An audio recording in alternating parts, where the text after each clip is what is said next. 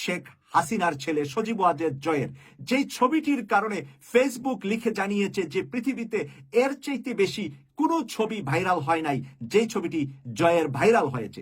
প্রস্ত চেহারা দেখলে আপনারা চিনতেই পারবেন না এটা 7 মাস আগের সজীব ওয়াজেদ জয়।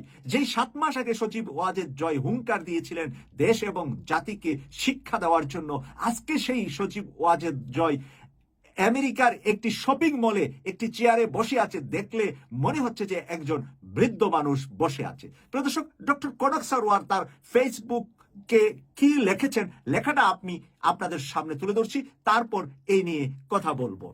বাংলাদেশের জনগণের অন্যতম সম্পদ লুণ্ঠনকারী পলাতক হাসিনার পুত্র এখন নিঃসঙ্গ। আওয়ামী লীগের জন্য ছোট হয়ে আসা পৃথিবীটা নিজের ভবিষ্যৎ নিয়ে তার চেহারায় আছে উদ্গ্রীণতার ছাপ। মাত্র 221 দিন আগেও যে উষ্ণপূর্ণ জীবন ও হম্বিতম্বি সব শেষ। 7 মাসে তার বয়স এক ধাক্কায় যেন 7 বছর বেড়ে গিয়েছে। ওয়াশিংটন ডিসির ভার্জিনিয়ার ডালাস শপিং সেন্টারের মলের ভিতরে আজ বিকেলের ছবি জাহিদ খান ছবিটা উঠিয়েছেন। প্রিয় দর্শক, সেই ছবিটা আমি আপনাদের জন্য আমি ভিডিওর ভিতরে দিচ্ছি, তারপরে আমি বিশ্লেষণটা করছি।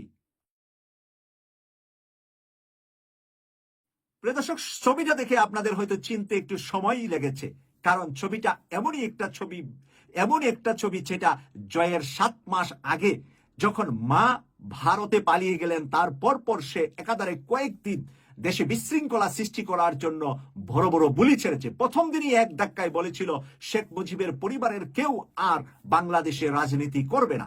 তার